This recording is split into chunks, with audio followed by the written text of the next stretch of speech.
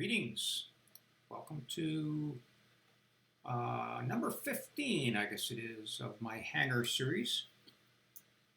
And what you're looking at today is a new airplane that I purchased recently, or I should say traded recently.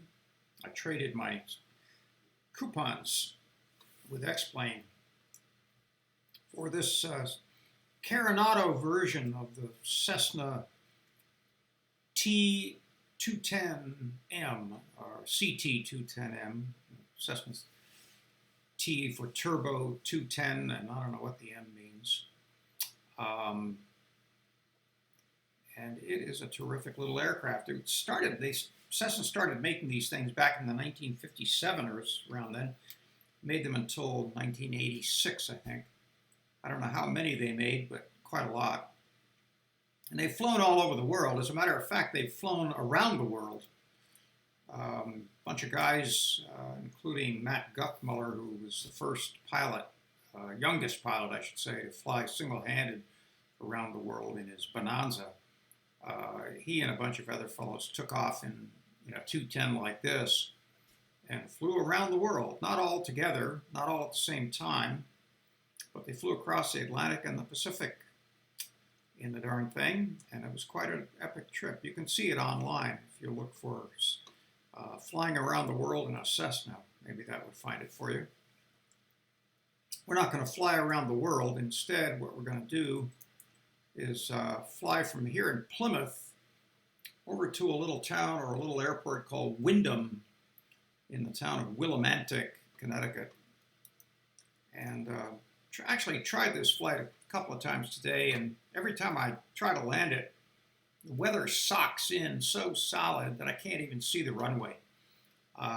It's just crazy. So you're seeing a kind of artificial version of the weather here today. This is XPlane. I reverted back to, just manual weather, so at least we could see this flight and see the airplane and see the runway, which is always nice to have when you want to land an airplane.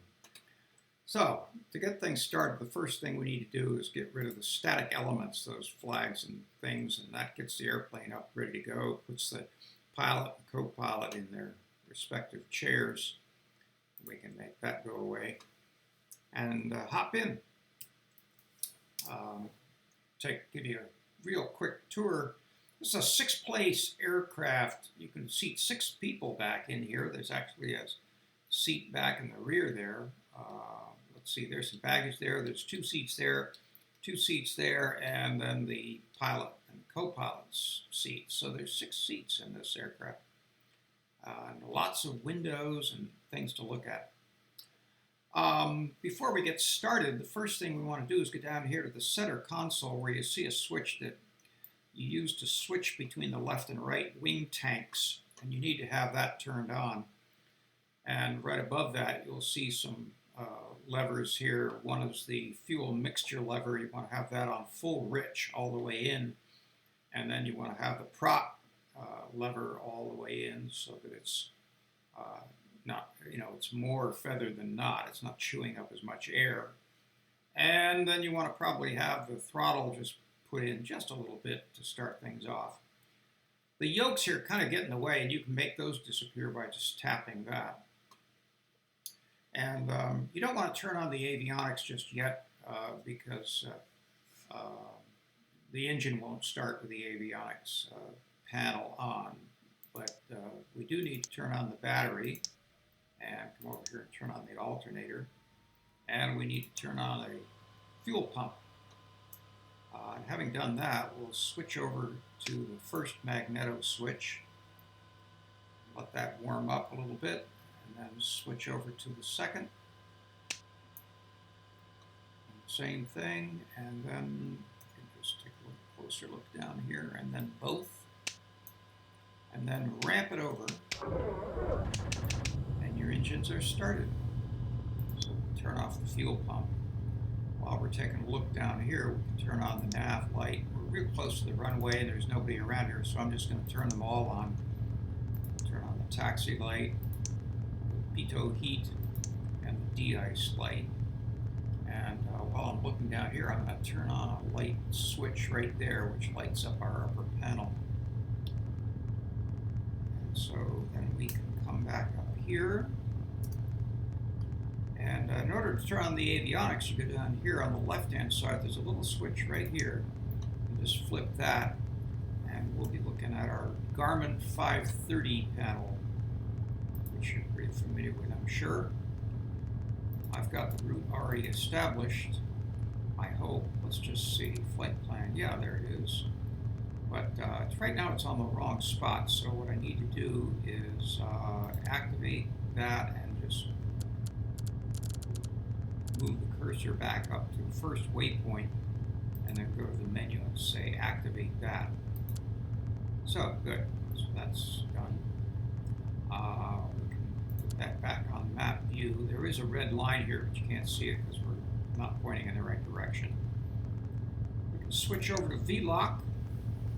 That will allow us to navigate on that route that we see. And the last thing is to set our cruising altitude in the flight director. I always move this down here. You can't do anything else with that at the moment while we're on the ground, but you can set the cruising altitude. We'll say it's 2,500. And that's about all you need to do with that. Put that back. So let's taxi out to runway 24 and take off, and see you there shortly.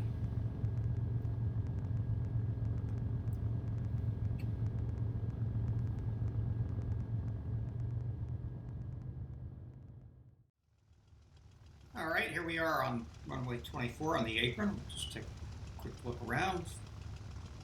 Maybe make a little adjustment, make sure our control surfaces are in good shape. I'm not going to use any flaps on this particular takeoff. I've found it actually operates a little smoother to not use flaps. And I hope you'll disregard the direction that windsock is going in. So we've got to turn on our landing light. And we can do that by flipping that switch. And then we can put the yoke back in place. Get ourselves in position. Let the park brake go. We'll go ahead and take off. Now the first thing you'll see as we start to taxi forward, the first thing you'll see on our takeoff is that there is a tendency of this airplane to kind of veer back and forth a little bit to the left, so I try my darndest to overcome that.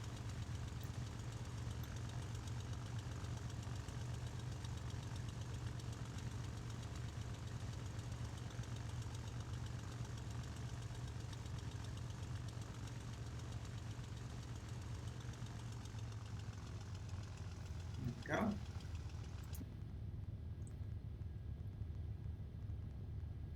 All right, ramp it up a little bit. Get up to about 70 knots rotation speed.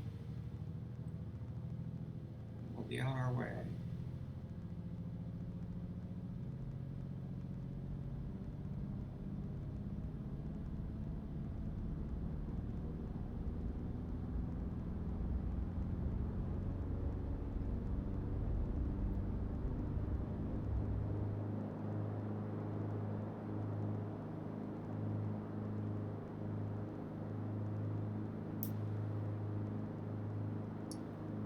All right, get ourselves smoothed out here and try to bring the gear up. There we go.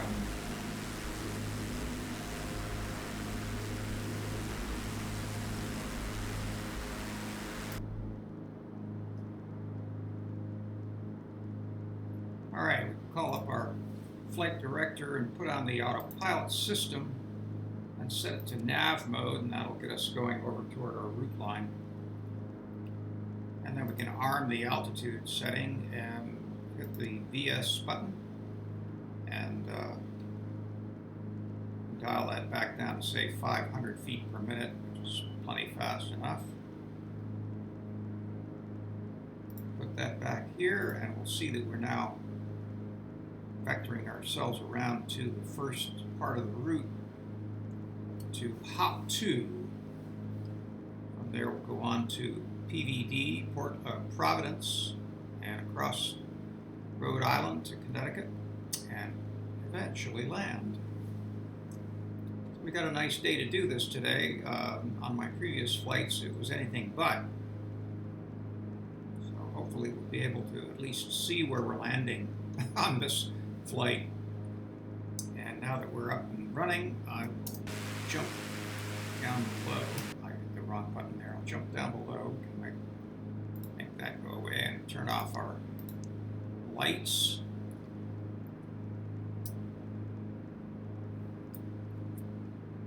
Everything else is pretty normal. Let's see, we can pull back a little bit on our mixture. And as soon as that dies like that, you want to just come back about a notch. And I find that between 6 and 8 is probably a pretty good spot, and then we can pull back on the prop pitch to a little more cruising mode.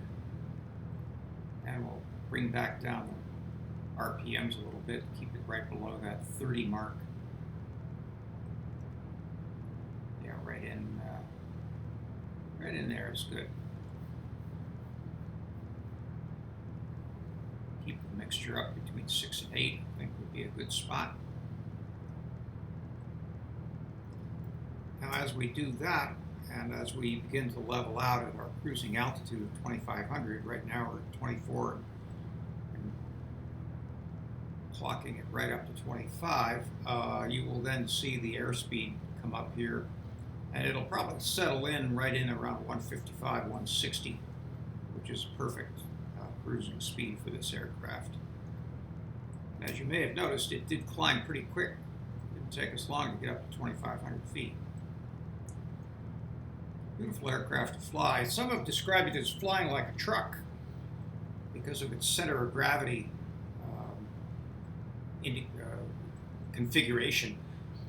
And of course, I don't really sense that in the sim, but I've read reports where actual pilots have described it as being a little stodgy in its handling.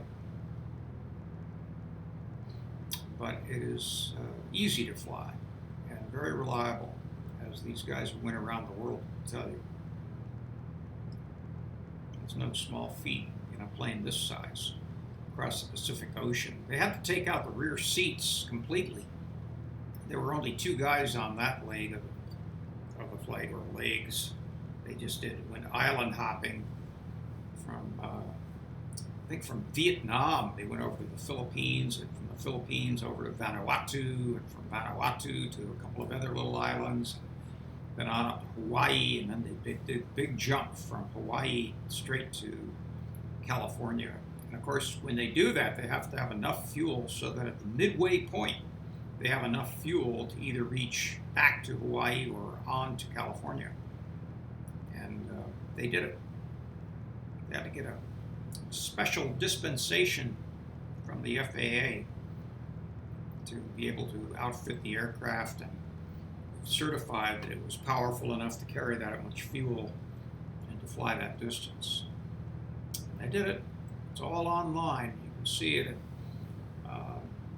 Fun with Louie is one of the websites. Louie Cole was one of the guys who was on that flight, along with a fellow named JP, who has his own website called The Condorist.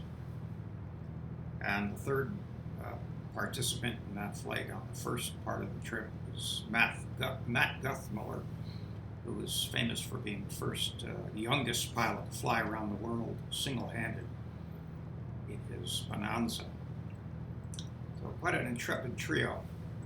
They made it all the way. We don't have to go that far. We're just going to go over here to Connecticut, and it's a short trip, but a little tedious, so I will fade away here and come back to you when things start to get interesting.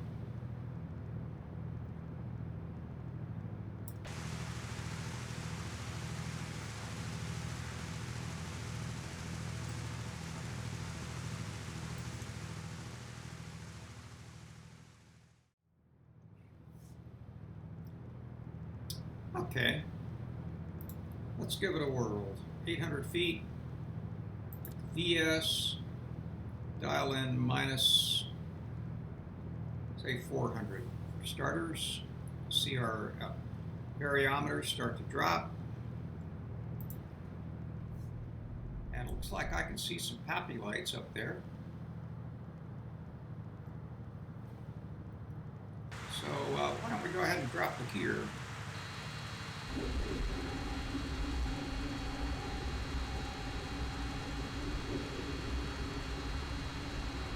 It's looking down at us.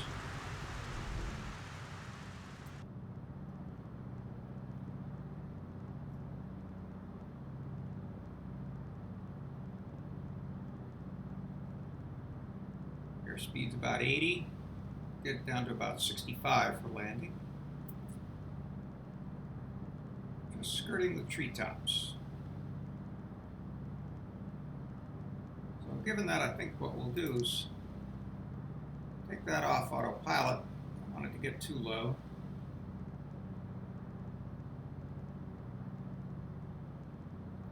We'll just do the rest by hand.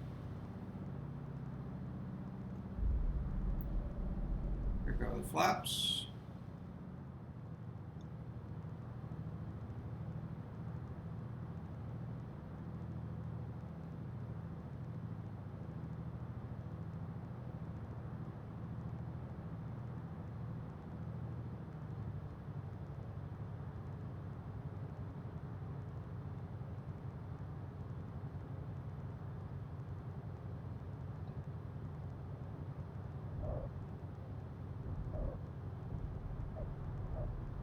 That's pretty smooth.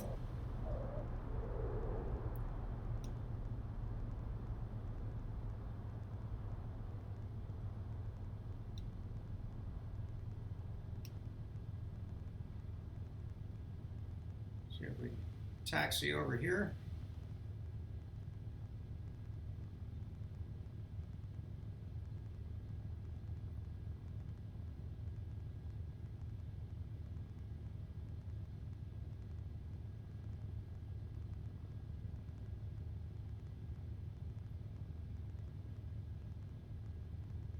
All right, let's clean this thing up and let's go ahead and taxi on in.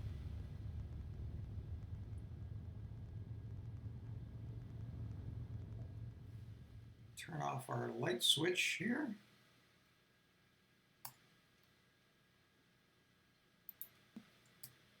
And go down here and open the door and hop out. So there it is, the Cessna T210-M. It's a beautiful aircraft, fun to fly, climbs like crazy, very comfortable, seats a lot of people, and lands quite beautifully, I think. Just have to be very delicate with it.